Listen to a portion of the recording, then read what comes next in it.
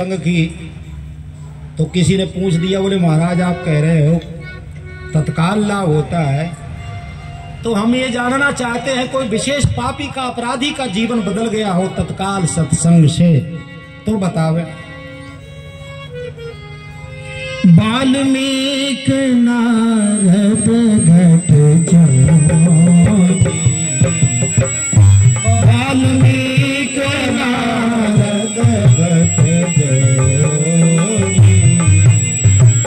निज निज मुखन कही निज होनी, निज निज मुखन कही निज होनी। चल चल हल चर नभ चर नाना, जे जड़ चेतन जीव जहाँ मत कीरत गत भूत बनाई। जब जही जतन जहाँ जेहि पाई, मत कीरत गत भूत भलाई। जब जही जतन जहाँ जेहि पाई,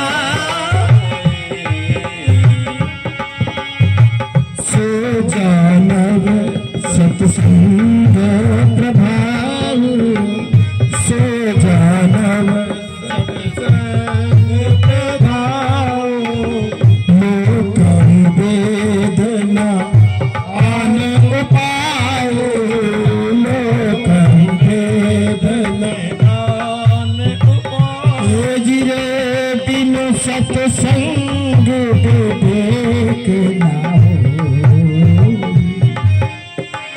राम कृपा बिनु सुलभ सोई, राम कृपा बिनु सुलभ न सोई। तो वाल्मीकि जी का नाम लिया, किसी विशेष अपराधी पापी का सुधार हुआ हो सत्संग से, तो सबसे पहले वाल्मीकि जी का नाम लिया। वाल्मीकि सुना, कहते हैं वाल्मीकि जी पिछले जन्म में बोले रत्नाकर नाम के डाकू थे, और ये ऐसा एक डाकू जो पहले मार लेता बाद में तलाशी लेता किसी के पास कुछ है अथवा नहीं भी है। उस डाकू को भी जब नारद जी जैसे संत मिल गए, नारद जी जैसे संत मिल गए, तो उनके वचनों के अनुसार और वो डाकू ने वैसे ही मान ली उनकी बात, तो उसका जीवन कैसा बदला डाकू का। गोस्वामी जी ने लिखा, उल्टा नाम जपत जग जाना, वाल्मीकि भय ब्रह्म समान। ऐसा जीवन बदल गया। माने इतना पापी जो जिसके मुख से नाम भी नहीं निकलता था, तो पर नारद जी का उनका नाम ही है नारद।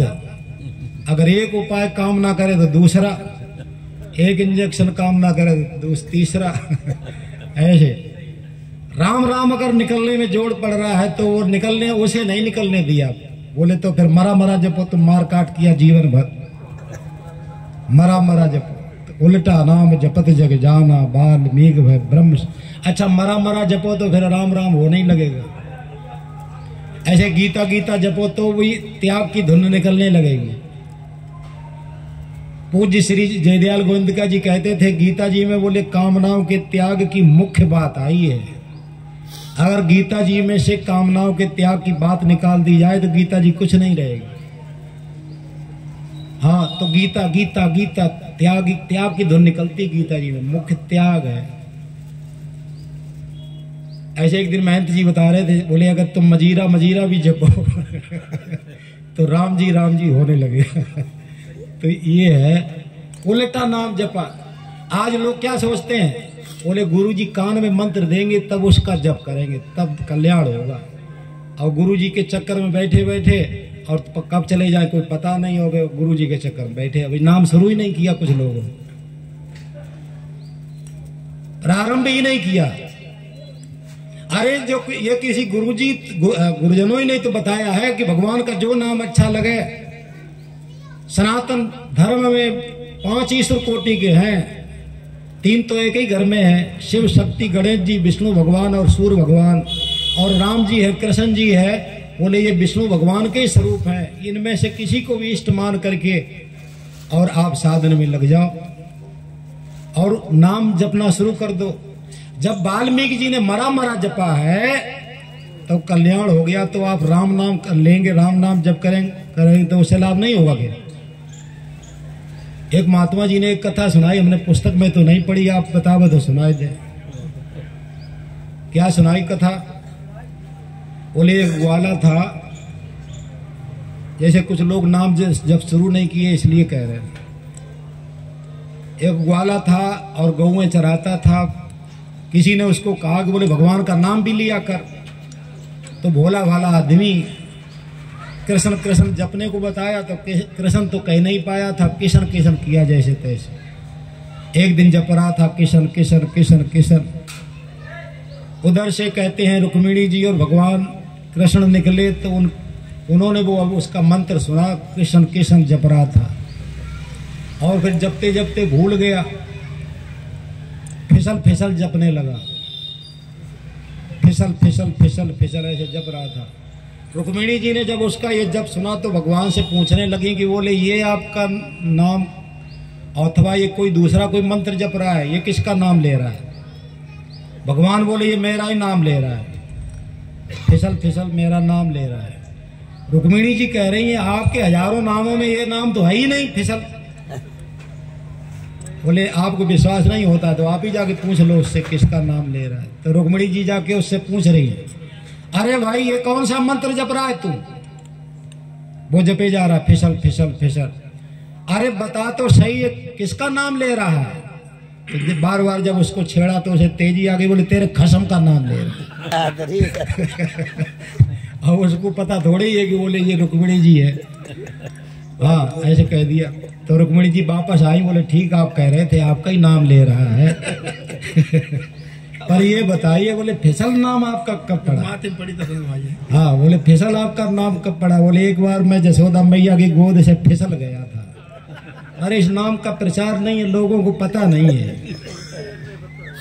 हाँ तो बताओ फिसल फिसल जब को भगवान ने अपना भजन मान लिया और लोग सोच रहे हैं कि बोले कान में गुरुजी मंत्र देंगे और तब जप करेंगे, इसलिए शुरू नहीं किए। मैं तो गाजीपुर में एक बार था तो एक माता जी ने मेरे से आकर के कहा, बोले महाराज जी हमने जो गुरु बनाए थे गुरु जी हमारे जेल में चले गए, अब हम उन्हें गुरु माने कि ना माने समझ में नहीं आ रहा है। तो मेरे पास एक पंडित जी बैठे तो उन्होंने क्या कहा, बोले इनकी भई गत सांप छछूंदर केरी, अब छोड़ भी नहीं सकते और उनमें श्रद्धा भी नहीं कर सकते।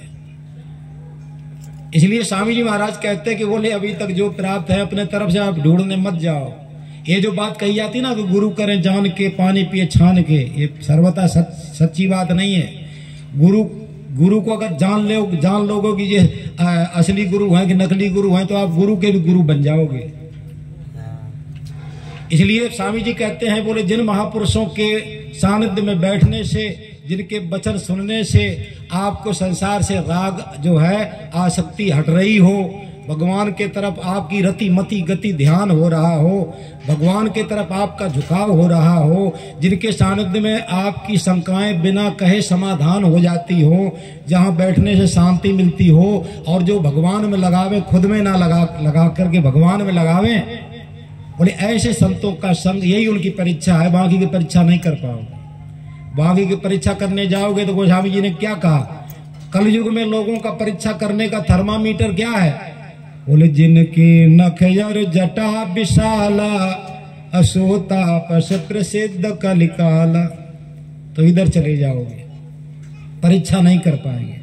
तो मैं ये कह रहा था कि मज्जन फल देखिए तो तत्काल सत्संग से लाभ होता है। और किसको लाभ हुआ? बोले ऐसे डाकुओं का भी जीवन बदल गया अच्छे संग से और भगवान का नाम लेने से। तो इतने बड़े तो पापी हम नहीं है कि किसी को मार करके बाद में तलाशी लेते हो। इतने बड़े पापी यहाँ कोई नहीं बैठे, तो हमें क्या लाभ नहीं होगा क्या? आगे कह रहे हैं, इसलिए आगे कह रहे हैं कि बिनु सत्संग विवेक न हो। अच्छा, वाल्मीकि, नारद और घट अगस्त ऋषि तीन जने का नाम लिया। बोले इन लोगों को सत्संग से लाभ हुआ है। इन्होंने अपने अपने मुख से कहा है कि हाँ हमें सत्संग से लाभ हुआ है, अच्छी संगत से लाभ हुआ है। किसे? वाल्मीकि जी को लाभ हुआ है, अगस्त ऋषि जी को लाभ हुआ है और नारद जी को लाभ हुआ है सत्संग से। ये भी पिछले जन्म में कहते हैं, भागवत में संकेत है, दासी पुत्र थे मानो। इनकी माँ कहीं कहते हैं बर्तन मांजने का या ये सब कुछ काम करती थी, किसी के यहाँ थी, और उस सेठ के यहाँ मानो संत महात्मा आए जो सत्संग किए। जब संत लोग सत्संग सुनाते थे, भगवान के नाम का संकीर्तन करते थे, तो नारद जी बच्चे के रूप में थे, वो भी वहां बैठ करके सुनते थे, साथ में संकीर्तन करते थे। तो ध्यान देवे, वो संतों के एक बार मानो जो चातुर्मास सत्संग था, उस बच्चे को सुनते सुनते और भक्ति प्राप्त हो गई। अब जब उनको भक्ति प्राप्त हो गई, अब संसार से चित्तवृत्ति हट गई नारद जी की। अब वो संसार में उलझना नहीं चाहते। बालक जब बड़े हुए तो उनकी माँ विवाह करना चाहती थी, पर वो विवाह नहीं करना चाहते। महाराज एक बार की बात है, माँ दूध दूहने के लिए गई, अंधेरे में सर्प के पैर टच हो गया और सर्प ने माँ को काट लिया, नारद जी की माँ को, और माँ मर गई। स्वामी जी कभी कभी कहते थे, देखो बच्चे की अगर माँ मर जाए और बालक को दुख ना होवे, जरूर दुख होगा, परंतु नारद जी को दुख नहीं हुआ। बोले ये माँ विवाह करके संसार में उलझाना चाहती थी, अब ये बंधन छूट गया, क्योंकि चित्तवृत्ति उधर भगवान में लगी थी, चित्तवृत्ति भगवान में। तो नारद जी को देखो बालकपन में, छोटी अवस्था में लाभ हो गया। इसलिए स्वामी जी कहते कि बोले बच्चों को भी अच्छे अच्छे संस्कार देना चाहिए। आज हमने बच्चे स्कूलों के, कॉलेजों के भरोसे छोड़ दिए। पहला गुरु माँ होती है, ऐसे आपने संस्कार देना बंद कर दिए और स्कूल कॉलेजों के भरोसे बच्चे छोड़ दिए। ऐसा बोले नहीं करना चाहिए। तो इनको सत्संग से लाभ हुआ है, ऐसे कथा से बोले सत्संग से हमको भी लाभ होता है। इसीलिए परम श्रद्धेय स्वामी जी महाराज कहते हैं, बोले सत्संग में कुछ ना करो, बिना कुछ किए ही उन्नति हो जाती होती है। सत्संग जो है ये माँ की गोद की तरह है, जैसे माँ की गोद में बच्चा लेटे लेटे दूध पीते पीते बड़ा होता है, उसको पता ही नहीं लगता कि मैं दूध पीते पीते बड़ा हो रहा हूँ। ऐसे ही बोले सत्संग में अच्छा सत्संग हो, भगवान की मंगलमयी शुद्ध पवित्र कथा हो, तो वहां पर बैठ जावे और श्रद्धा भावना से ध्यान से सुनते रहें, तो जैसे बच्चे को पता ही नहीं लगता कि वो दूध पीते पीते गोद में लेटे लेटे बड़ा भी हो रहा है, ऐसे ही हमें कथा सत्संग में पता नहीं लगता कब हमारे दोष छूट जाएंगे, अवगुण छूट जाएंगे और भक्ति प्राप्त हो जाए। जो सत्संग करते रहते हैं उनको क्या लाभ हुआ है, इसका अच्छी संगत में बने रहने से पता नहीं लगता है। जब कहीं जहां सत्संग नहीं होता हो, जहां अच्छे लोग सत्संग वाले सत्संगी ना रहते हो, वहां जाकर के देखो, तब आपको पता लगेगा कि हमें भी कुछ लाभ हुआ है। जैसे महाराज जी कहते हैं, जिन गांवों में 100-200 वर्षों से कोई संत महात्मा नहीं गए, उन गांवों का हाल पशुओं जैसा हो जाता है। लोगों का पशुओं जैसा आचरण हो जाता है। उनको कहते हैं आचरण व्यवहार का ज्ञान ही नहीं रहता, पशुओं जैसा आचरण। इसलिए ये पशु बुद्धि तो हमारी ये महापुरुष मिटाते हैं। इसलिए महाराज जी परमार्थ में भी कुशल थे और व्यवहार में भी बड़े कुशल थे। ऐसे ही राम जी परमार्थ में भी कुशल हैं और व्यवहार में भी कुशल हैं। तो स्वामी जी व्यवहार की भी कैसी कैसी बातें बताते थे सत्संग में, और जो हम बूढ़े हो जावे कई बातें हमारे ध्यान में नहीं आती। जैसे एक बात को आपको बतावे, ध्यान देना। जैसे महाराज जी कहते थे कि बोले लोगों को भोजन तो कराते पर भोजन परोसना नहीं आता। अब बताइए, आप कहेंगे कि हमें भोजन तो परोसना आता है, ऐसे कैसे कह दिया कि नहीं परोसना आता है। पर महाराज कहते भोजन परोसना इसलिए नहीं आता, जैसे मान लीजिए आपके घर में 10-5 लोग 2-4 लोग भोजन कर रहे हो और आप खाली हाथ उनके पास जाकर के पूछते हो, बोले सब्जी लावें क्या? दाल लोगे कि रोटी लोगे कि सलाद लोगे क्या लोगे, खाली हाथ जाके पूछते हो। तो स्वामी जी कहते हैं इसीलिए तो मैं कहता हूं कि परोसना नहीं आता। फिर महाराज क्या करना चाहिए? बोले खाली हाथ ना पूछो, लेकर के जाओ। पूछो दाल राम, रोटी राम, सब्जी राम, चावल राम, जल राम, और बोले लेना होगा तो ले लेंगे, नहीं तो नहीं लेंगे, पर खाली हाथ नहीं पूछना चाहिए। तो ऐसी एक दो बातें नहीं, बहुत सी व्यवहार की बातें बोले सत्संग में महाराज जी बताते थे। और इसीलिए कहा क्या, बिनु बिनु सत्संग, बिनु सत्संग विवेक न होई, राम कृपा बिनु सुलभ न सोई, राम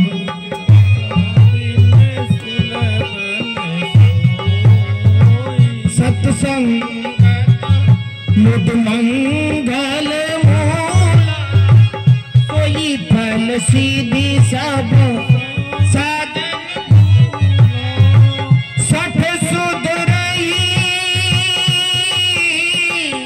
सठ सुध रही सत्संग पाई, पारस तरस खुखात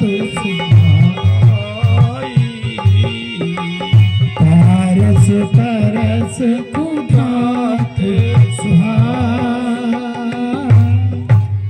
अच्छी संगत से अगर हम वंचित रहेंगे, धर्म ग्रंथों के जैसे गीता रामायण जी का स्वाध्याय नहीं करेंगे, अथवा कोई महापुरुषों के सानिध्य में बैठ करके उनके वचन नहीं सुनेंगे, तो क्या होगा?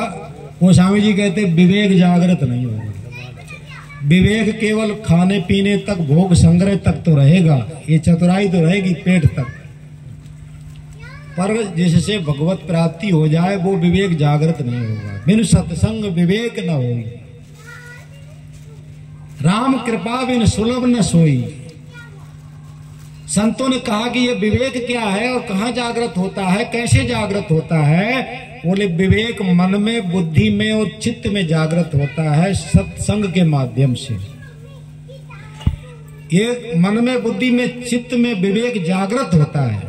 जैसे आप जानते हैं, जैसे बिजली बल्ब में प्रकट होती है, ध्यान देना, बल्ब में वास्तव में प्रकाश नहीं है, वो तो एक प्रकाश को रोकने का माध्यम है। प्रकाश तो बिजली में है, और बल्ब में अगर प्रकाश होता तो बिजली की क्या जरूरत, वही प्रकाश दे देगा। ऐसे ही मन में, बुद्धि में, चित्त में, इन अहम में, इनमें विवेक नहीं है, इनमें विवेक नहीं है। बोले वो सत्संग के माध्यम से फिर जागृत होता है, जैसे बिजली बल्ब में प्रकाशित होती है। बिनु सत्संग विवेक न होई, राम कृपा बिन सुलभ न होई। और विवेक क्या है? कहते हैं ये सत और असत का दोनों का जो ज्ञान होता है, ये सत है, ये असत है, ये जड़ है, ये चेतन है, ये सार है, ये असार है, इसे ग्रहण करना चाहिए, इसका त्याग होना चाहिए। ये ठीक ठीक विवेक एक प्रकाश है जिससे रास्ता दिखने लगता है। पर एक इसमें सूक्ष्म बात और है, कहते हैं सत्संग से रास्ता तो दिखने लगता है। जैसे आप अंधेरी रात्रि में कहीं जाना चाहते हो और आप कार पे बैठे हैं, तो जैसे ही लाइट जलाओगे तो उससे रास्ता तो दिख जाएगा, पर कहते हैं वो कार जो है आपको चलने के लिए बाध्य नहीं करती कि आप चलो। ऐसे ही प्रकाश तो सत्संग से जागृत होगा, विवेक जागृत होगा, प्रकाश, रास्ता दिखने लगेगा। पर अगर चलना नहीं चाहते हैं तो आगे नहीं बढ़ेंगे, ये अलग चीज है। तो स्वामी जी ने कहा कि बोले जो विवेक का आदर करता है तब वही विवेक बोले ज्ञान में परिणत हो जाएगा। जो विवेक का आदर करेगा तब वो विवेक बोले ज्ञान में बदल जाएगा, अनुभव में बदल जाएगा। और विवेक का आदर नहीं करेंगे तो अनुभव में नहीं बदलेगा, ज्ञान में नहीं बदलेगा। फिर वो वही, और आदर करो, जितना दिख रहा है रास्ता उतना चलते चले जाओ तो प्रकाश आगे आगे चलेगा, हम पीछे चलेंगे। और एक रात्रि में आपको 300 किलोमीटर रास्ता दिख जाएगा और आप चलना शुरू ना करो तो आप सोचो खड़े खड़े एक जगह से 300 किलोमीटर दिख जावे कार से, नहीं दिखेगा। तो ये है बिन सत्संग विवेक न होई, राम कृपा बिन सुलभ न सोई। अब 60 व्यक्ति में सत्संग पाकर के सुधर जाते हैं। गोस्वामी जी कह रहे 60 सुधरे सत्संगत पाई। जैसे पारस के स्पर्श से कुधातु लोहा भी सोना बन जाता है।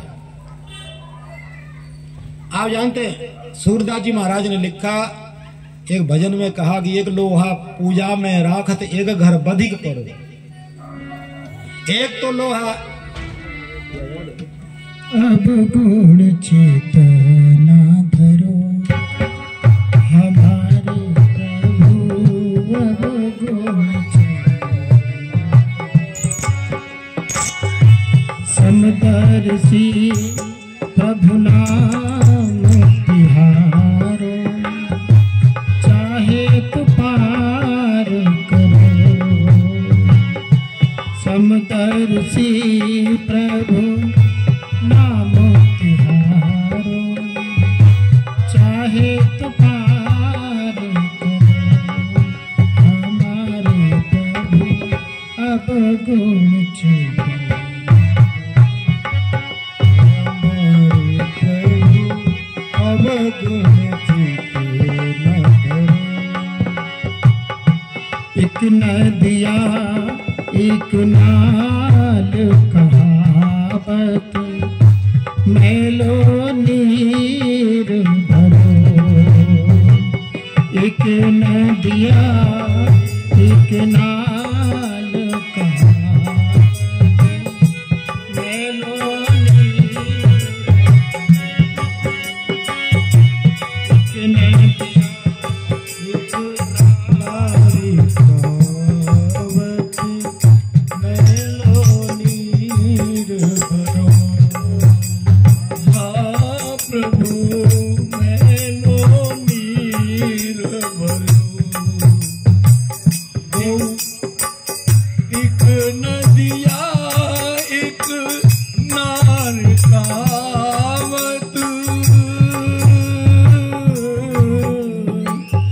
एक नदिया एक नार कहावत, मेलो नीर भरो। जब मिल के दो एक बरन भय, जब मिल के दो एक बरन भय, सुरसरी नाम परो।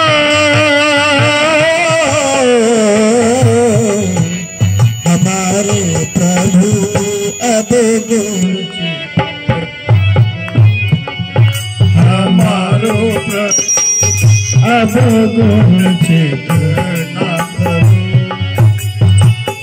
एक लोहा पूजा में राखत, एक घर बधिक करो।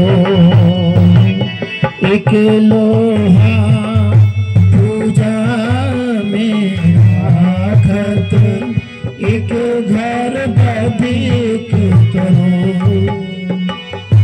सो दुविधा पारस नहीं देखत, सो दुविधा पारस नहीं देखत, कंचन करत खरो।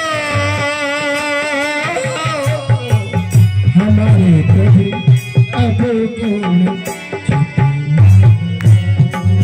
हमारे प्रभु अब गुण चेतना।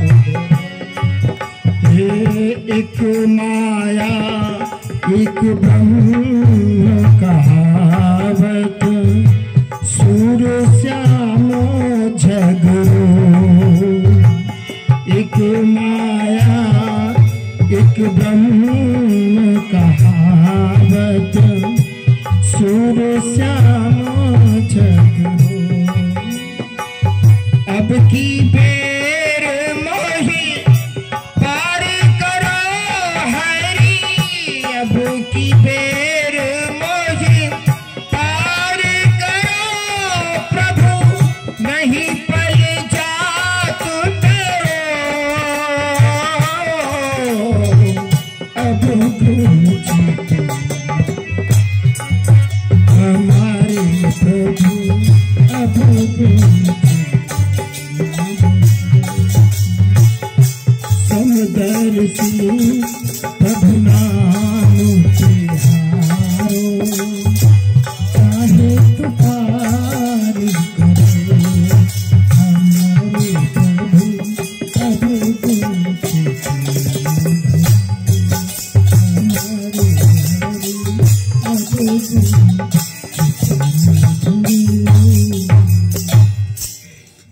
देखो क्या महापुरुषों ने कहा एक भजन के माध्यम से, तो पारस परस कुधात सुहाई। एक लोहा पूजा में राखत एक घर बधिक परो, पर हाँ सो ये दुविधा पारस नहीं देखता, कंचन करत खरो। एक तो कहते हैं लोहा जो है शिकारी के घर में दूसरे को गला काटता है, और एक भगवान की पूजा में काम आता है। पर दोनों को अगर पारस से स्पर्श किया जाए तो पारस दोनों को ही सोना बना देता है, दोनों को सोना बना देगा। वो दुविधा नहीं देखता कि बोले इसने पाप किया, एक लोहा ने पुण्य किया। क्या दृष्टांत दिया। ऐसे ही ये सत्संग में वो शक्ति है, महापुरुषों के सानिध्य में वो शक्ति है, भगवान के नाम में वो शक्ति है। बोले ये नहीं कि बोले इसने ज्यादा पाप किए हैं, अपराध किए हैं, तो अब ये सुधर ही नहीं सकता। भगवान ने तो कहा ना, पिछेत सुदुराचारो भजते माम अनन्य भाग साधु रेव मंतव्य सम्यक विविषितो ही। दुराचारी से दुराचारी ये निश्चय कर ले कि मुझे भगवान का भजन करना है, भगवान की तरफ चलना है। भगवान कह रहे हैं उसी समय साधु मान लो उसे। ये शक्ति है निश्चय में, निश्चय में ये शक्ति है। तो कह रहे थे कि 60 सुधरे, सत अच्छी संगत पाकर के 60 भी सुधर जाते हैं। पर रामचरितमानस में एक संकेत है, 60 सुधर जाते हैं पर मूर्ख नहीं सुधरता है। क्या? बोले रावण मूर्ख था, और वो कहते हैं मूर्ख हृदय न चेत जो गुरु मिले बिरंच से। ब्रह्मा जी के समान गुरु मिल जाए तब भी उसको चेत नहीं होता। क्यों? मूर्ख को चेत क्यों नहीं होता? क्योंकि वो अपनी कमी मानता ही नहीं, अपने को अज्ञानी समझते ही नहीं, अपनी भूल समझते ही नहीं, वो बात को फेंक देता है। वो मूर्ख होता है, वो अच्छी से अच्छी बात फेंक देता है। उसमें श्रद्धा और विश्वास का अभाव होता है। वो मानता ही नहीं कि मेरे में कोई कमी है। इसलिए रावण मूर्ख था, उसको कोई कितनी अच्छी शिक्षा दे उसको फेंक देता था। उसकी पत्नी पतिव्रता थी, जिसने भगवान की विराट रूप का वर्णन किया। रामचरितमानस में मंदोदरी ने भगवान के विराट रूप का वर्णन किया है, और उस रावण को 4 बार समझाया है रामचरितमानस के अनुसार, पर वो मानता ही नहीं, बात फेंक देता है। तभी वही उसी के विषय में आई है बात, मूर्ख हृदय न चेत जो गुर मिले बिरंच से। तो 60 सुधरे सत्संगत पाई, कम से कम बात फेंके नहीं। भगवान से विमुख होकर के, अच्छी संगत से विमुख होकर के जीव कितनी दुर्गति में चला गया हो, पर जब उसको मनुष्य शरीर मिलता है तो भगवान की भक्ति, भगवान में प्रेम करने का उसको जन्म सिद्ध अधिकार प्राप्त हो जाता है। इसलिए कम से कम वो जानता नहीं है, इतना दे दोष नहीं, वो बात फेंके नहीं। श्रद्धा विश्वास के अभाव में वो अच्छी से अच्छी बात फेंक देता है। तो 60 सुधरे सत्संगत पाई, पारस परस कुधात सुहाई। ऐसे सत्संग की महिमा कहते हुए गोस्वामी जी ने आगे संकेत किया। और देखो गगन चढ़े रज, हाँ, और क्या कहा? गगन चढ़ी रज पवन प्रसंग,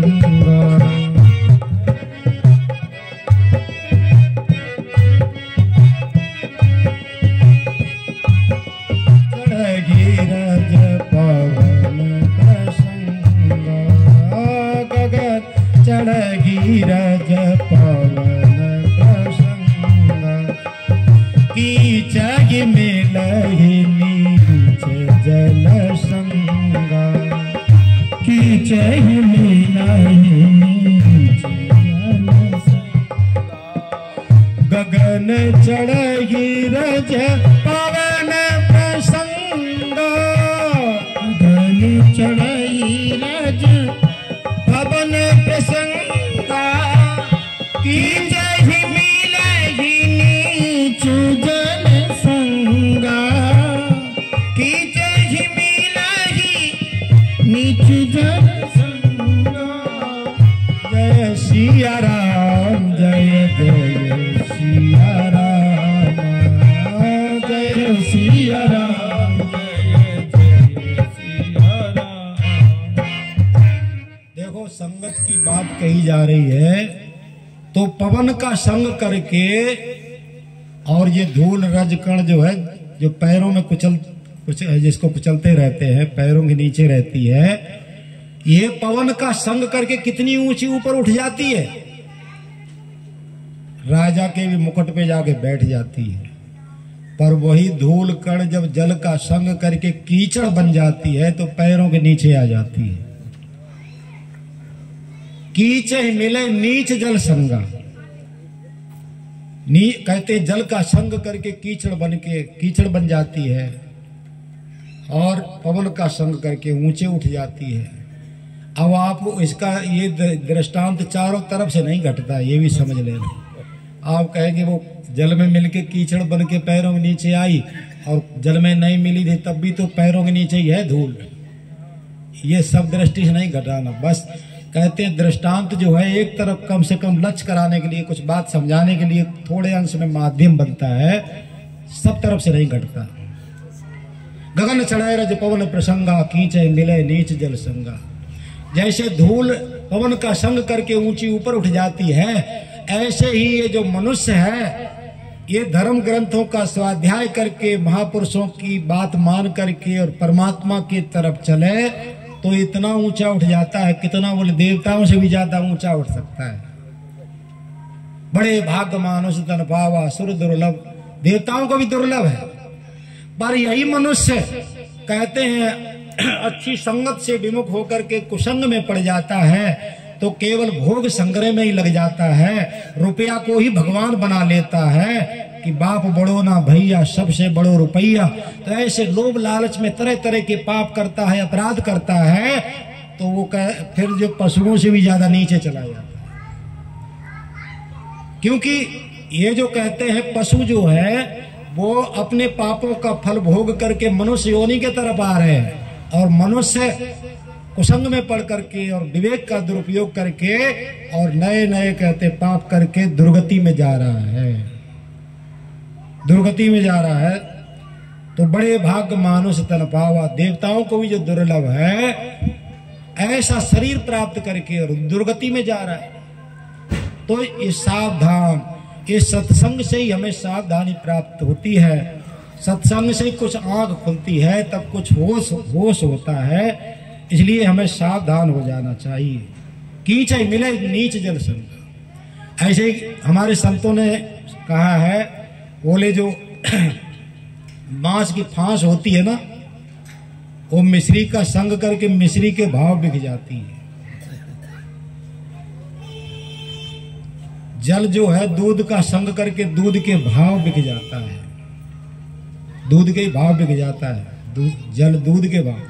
अब जैसे 20 रुपया 1 लीटर जल मिल जाता है और दूध कितने का मिलेगा? और 20 लीटर दूध में 1 लीटर जल मिल जाता तो दूध के भाव बिक जाता है। हाँ, ये संगत का असर है। ऐसे ही संगत से गुण उपजे, संगत से गुण जाए, बांस फांस और मिश्री एक ही भाव बिकाए। बड़ से यहाँ बड़ होत है जिम बामन भुज दंड, तुलसी संग प्रताप से दंड गयो ब्रह्मांड। बामन भगवान जब राजा बलि के यहाँ आए थे तो उनके हाथ में एक दंड था और वो लकड़ी सूखी हुई थी, कोई हरी कोपले पत्ते कुछ नहीं थे। जब कहते हैं पृथ्वी को 3 पग पृथ्वी नापने के लिए जब उन्होंने शरीर बढ़ाया तो साथ साथ में जो दंड थी वो लकड़ी भी बढ़ गई। नारायण लकड़ी बढ़ी बिन कोपल बिन पात ना कोई कोपले निकली ना कोई पत्ते निकले, और सूखी लकड़ी कैसे बढ़ गई? क्योंकि किसी समर्थ के हाथ में थी, लकड़ी ने किसी समर्थ का संग किया था। तो ये संग का असर होता है, महापुरुषों के संग का असर होता है। यहाँ तक कि इतना असर होता है, जैसे श्री जयदयाल गोविंदका जी थे ना, गीता प्रेस के संचालक व्यवस्थापक, वो भगवत प्राप्त महापुरुष थे। और जो कोई भगवत प्राप्त महापुरुष जो होते हैं उनमें संसार के विषयों के रस बुद्धि है बिल्कुल नहीं रहती है, ये खास पहचान है। रस बुद्धि है तब तक भगवत प्राप्ति नहीं, और भगवत प्राप्ति है तो रस बुद्धि नहीं वहां रहेगी। तो ऐसे ही कहते हैं वो रस बुद्धि से कोई चीज भोजन पानी कुछ करते ही नहीं थे, पेट शरीर को चलाने के लिए प्रसाद पा लेते थे। तो मीठी चीज का भी निषेध करते थे। तो एक जने कोई सेठ जी के नजदीक बैठ करके अचानक कोई हलवा पाने लग गया। हाँ, हलवा पाने लग गया और वो हलवा जो है वो मीठा ही ना लगे। सानिध्य का असर देखो, बता सानिध्य का असर। हलवा तो वो पा रहे थे, उसमें चीनी भी मिली थी पर मीठा ना लगा। तो फिर उन्होंने मीठा किया, बिना चीनी का चीनी डालना भूल गए क्या? तो वहां से थोड़ा और दूर जाकर के वो ही पाया तो फिर मीठा लगने लग गया। ये देखो ऐसा सानिध्य का प्रभाव होता, महापुरुष के सानिध्य का प्रभाव।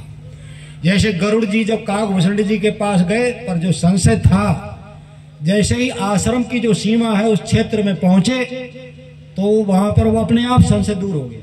जो संशय लेकर के आए थे, तो ये सत्संग का, महापुरुषों का, कथा का एक प्रभाव होता है, अपने आप संशय दूर हो गया। ऐसे ही मैंने देखा स्वामी जी महाराज के सत्संग में, जो जितना पंडित जी महाराज जी 15 साल स्वामी जी के सानिध्य में रहे, हम लोग वहां रहते थे महाराज जी के दर्शन सत्संग।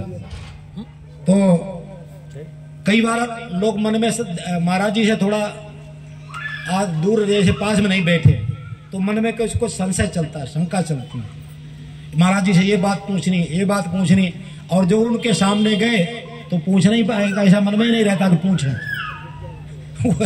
और बोले महाराज जी आगे सामने विराजमान है, पूछने की इच्छा ही नहीं होती, इच्छा बह जाती। तो एक महापुरुषों का बोले